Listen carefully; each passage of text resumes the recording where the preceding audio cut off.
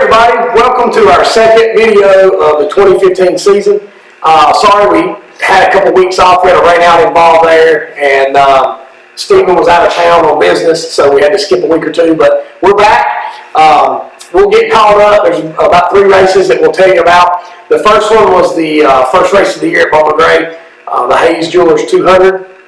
As most of you know by now, we qualified a couple weeks ago, and then it rained that next day on Saturday, and we had to come back the following week. We qualified 4th for the event.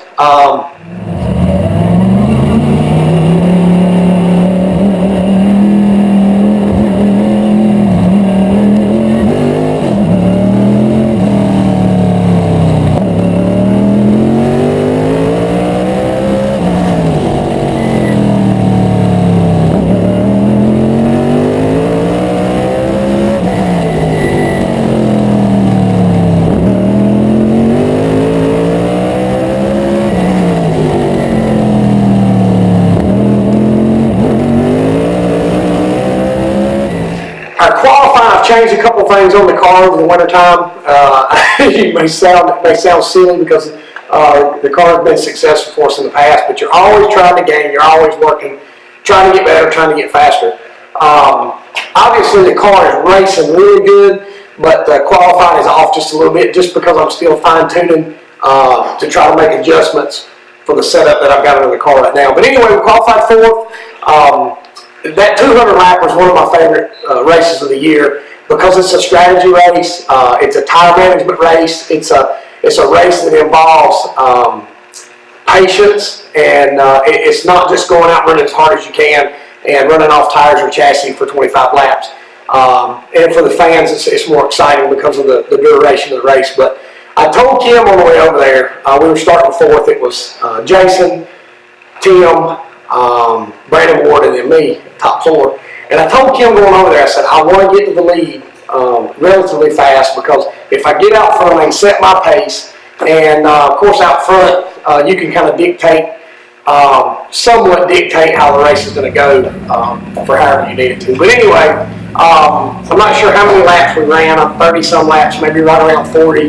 And I was able to pass Jason on the outside on a double file restart to take the lead.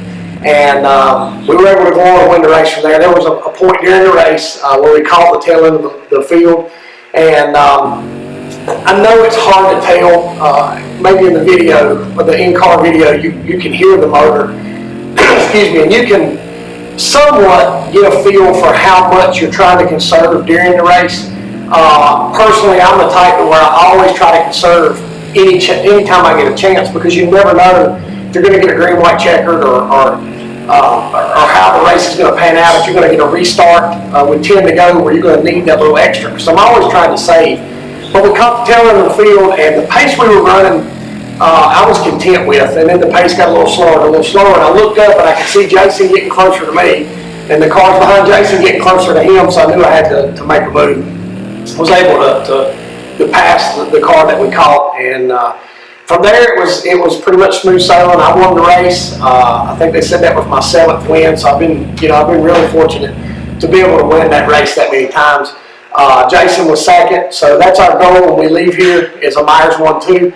So it was a pretty good night for us. Last weekend, we had a Coma race at Kingsport, Tennessee. It wasn't a very good night for us. I won't elaborate a whole lot on it. It was a night I'd like to put behind us. Just we had mechanical issues and this and that, and but the facility itself, I hope that we can go back there. It was a really unique place. It's concrete. It's a stretched out. It looks like a short Martinsville. The way you drive it is nothing like Martinsville, but it was just a really neat racetrack. Kingsport's got a lot of history behind it, so it's cool to be able to go there. Jason was able to get the win, so at least one of us brought a trophy home.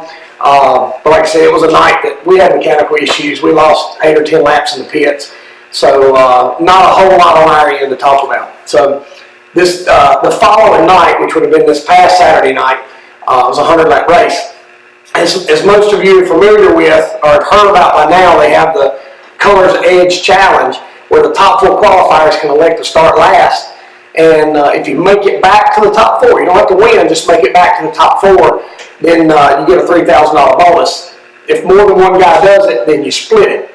So it's funny because everybody had asked me leading up to that, what are you going to do? What are you going to do? Are you going to start last? And I said, you know what? It's Bowman Gray. And you never know what's going to happen.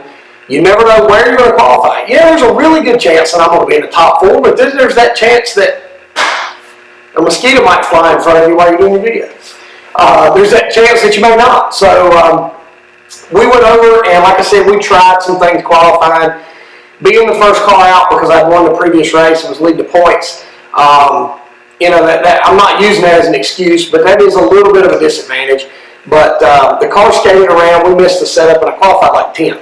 It didn't hurt us because it was a draw race. The only thing that was disappointing about it is it took me out of the equation whether or not to start last or not to go for the bonus. It was 83, 77, 13, and 4 were your top 4. 3 of those chose to go to the rear, 1 did not. So the 3 of them started in the back. The one that chose not to start in the back drew, I think, 13th. So that put your top 4 qualifiers close to the back. We were fortunate enough to draw 3, so we started 3rd. You know, you can have a fast car, you can be a good driver. You got to have a little luck too. And by drawing 3rd, we were able to take advantage of some luck. As many people know, most of the time I don't draw in the front on the 100 lapper, so it was kind of refreshing to be able to get somewhat of a good draw. It was the 5, the 71, and me were the top 3. Excuse me. I knew that I had a good race car. The car in the race is the 200 lapper, and then in practice after you get running a couple laps, the car's been really strong in race trim. So I knew that we had a car capable of winning, but I also knew that the 5 and especially the 71 were going to be hard to beat. So after we had a couple restarts, double files of car race, so after we had a couple restarts, I think the first 2 restarts, Dean Ward in the 71 was able to beat me. The 3rd restart, I got a really good start, and we went into the corner, he slipped, and I was able to get the lead. I think it was around 37, 38 laps, something like that. I was able to pull away just a little bit. We had another restart or 2 after that. Like I said, once I got a couple car length lead where I could run my line and set my pace, I felt like I had the car to win. I think we got to around lap 70, and there was one of the cars that I caught at the tail end of the field. The previous week, he had to pit because he was losing water, and I remembered that. And he was right in front of me, and I told him on the radio, I said, either he's losing water again or it's raining. And the more laps we ran, I realized that it was raining. They threw the caution. We rode around there for 5 or 6 laps, I think. And I thought that it was it was just a miss, and I thought that it was probably going to stop enough, at least enough for us to keep racing. And the next thing you know, it got heavier and heavier and heavier. People don't realize, you know, it's easy to say, and I understand as a fan, you want to see the race. And as a driver in the position I was in, I feel like we had the car to win. That doesn't mean we were going to win. There's been many races, and there was one Saturday night, I think in the street stock race, where it was pretty obvious had they stayed green, the 14 car was going to win, and he had a caution on the white flag lap, and he didn't win the race. So you can say, well, we had the car to win. We were going to win the race. That doesn't mean anything. Long story short, they called the race, and you have to understand from where we're coming from, these cars are not designed to get wet. The brakes and the motor and the water getting into the air cleaner out there riding around in the rain is just not good on these cars. And I hope people can appreciate that, because I know there were some fans that were disappointed because they stopped it. But you have to understand, mechanically, these cars they can't take it. But anyway, they brought us in the pits. It got a little harder. I don't know what time it was. I'm assuming by then it was probably 9:30, 9:45. And we'd already run 75 laps, I guess, and they lost the racetrack. So you have to keep in mind, we have 11:30 curfew at Bowman Gray, so if you lose the racetrack at, let's say, even 9:30, and it takes an hour and a half to dry, you can understand why they made the decision they did.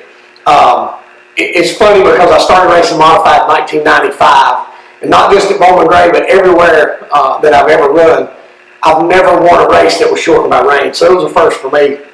And like I told the reporters after the race, you take them how you can get them because you never know exactly what's going to happen. So in the grand scheme of things, we won the first race and then we won Saturday night. So we're 2 for 2. You ride the train. You know, everybody keeps talking about how great of a season we're having. Yes, we are. You know, we've been blessed.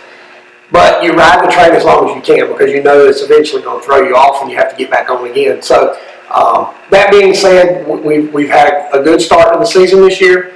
You know, we go back this weekend with twin 25s. I've made a couple more changes to the car to try to get it better to qualify because I know once the race gets going that we got a good race car. But this weekend with the twin 25s, it's all about qualifying. So you got to at least get on that front row if you're going to have a shot to win that 25 lapper. So this weekend, like I said, coming up, twin 25s. Hope you can come out and see us. I know that I got a little bit of taste of the parking and the traffic situation because with the rain out, everybody left at one time. And I saw how congested the parking lot and the traffic and everything was when we tried to leave. So I feel the people's frustrations, but I still hope you can come out and watch us and support us. But I want to take this time to thank the sponsors that make it all possible. And I know that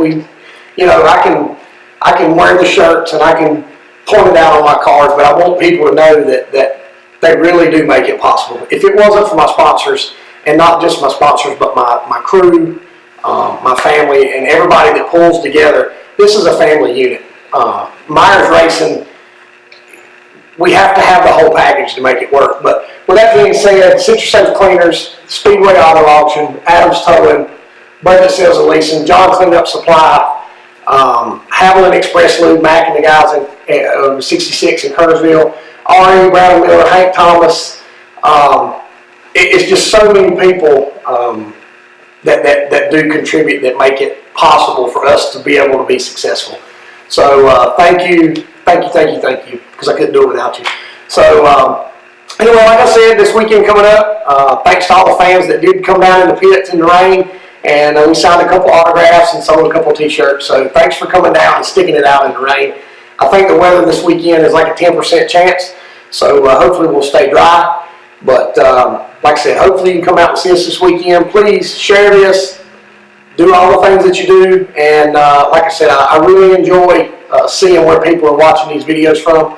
So let us know where you're watching from. Thank you. God bless you.